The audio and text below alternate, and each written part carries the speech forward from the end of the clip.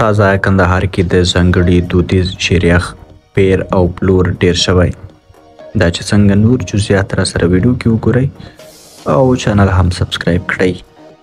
کندهاري شیریخ چې د دوبي په موسم کې پلور خورا زیات وي د کندهار ترڅنګ د نورو ولایتونو اوسیدونکي هم ځانګړي مینوال دي. که څه هم د عصري ماشینونو په راتګ سره په زیاتو برخو کې بدلون راغلی خو کندهاري شیریخ لا هم په پخوانۍ دودیزه بڼه جوړیږي.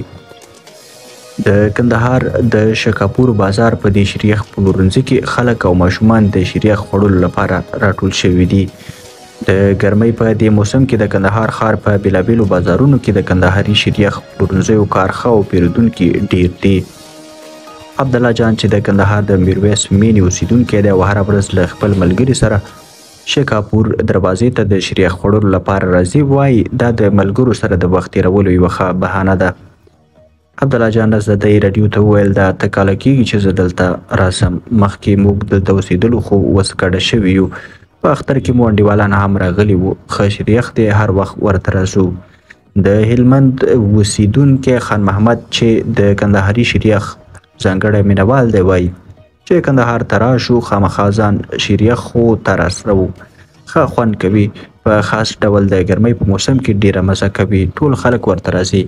شیریخ چې یو ډول دودیز خواړه دي له شیدو بورې یخ او ځینو نورو طبیعي موادو څخه جوړیږي. عبدالکریم چې د کندهار په شکاپور دروازه کې د شیریخ پلورنځی لري وایي شیریخ موسمي خواړه دي. کله چې هوا ډیره ګرمه شي نو خلک دلته راځي او د شیریخ په خوړلو سره خپله تنده ماتوي. نوموړی ازادۍ راډیو ته وویل کوښښ کوو چې ښه شی جوړ کړو. په سپرلي کې د شیریخو سیزن دی. بیا نو چې ژمی شروع کیږي شیریخ جوړوو. بیا چې ټینګ یخ شي پالوده ورسره شروع کړو. سره له دې چې په عصري ماشینونو سره د شیریخ جوړولو ډیر اسانه شوي خو د کندهار په زیاترو بازارونو کې لا هم شیریخ په پخواني دودیزه بڼه جوړیږي. خو د کندهار د هرات بازار یو شیریخ پلورونکی احمد الله په لومړي ځل د شیریخ جوړولو لپاره له عصري ماشینونو څخه استفاده کوي. هغه وایي د عصري ماشینرۍ په مرسته یې کار اسانه شوی او د څو ساعتونو پر ځای په څو دقیقو کې شیریخ جوړوي. احمد الله زیاتوي اوس برقي ماشینونه راغلي چې په ډېر اسانۍ سره شیریخ جوړوي. پخوا موږ په یخي او مالګه کې په لاس جوړوه چې یوه درسته ورځ به یو نفر پاخته و خو اوس د ماشین په مرسته په 5 دقیقو کې جوړیږي. په کندهار کې خلک د کلتوري دودونو له مخې په کوژدو ودونو او خوښیو په نورو محفلونو کې خپلو میلمنو ته شیریخ ورکوي چې شیریخ په دې سیمه کې د خوښۍ او میلمستیا د ځانګړو خوړو په توګه هم پیژندل کیږي. ماتوي نوموړی ازادۍ راډیو ته وویل کوښښ کوو چې ښه شی جوړ کړو.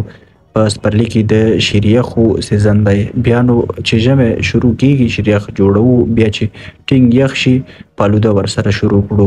سره له دې چې په عصري ماشینونو سره د شیریخ جوړولو ډیر اسانه شوي خو د کندهار په زیاترو بازارونو کې لا هم شیریخ په پخواني دودیزه بڼه جوړیږي.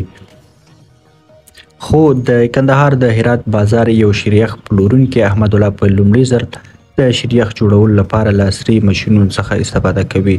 هغه وایي د عصري ماشینرۍ په مرسته یې کار اسانه شوی او د څو ساعتونو پر ځای په څو دقیقو کې شیریخ جوړوي.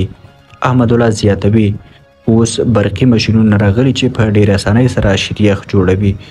پخوا موږ په یخي او مالګه کې په لاس جوړوه چې یوه درسته ورځ به یو نفر پاخته و خو اوس د ماشین په مرسته په 5 دقیقو کې جوړیږي.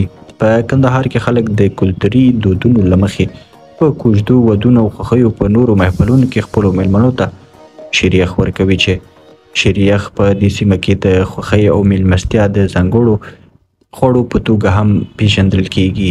درنو لیدونکو له ملتیا مو مننه. ښه وخت ښې شوې.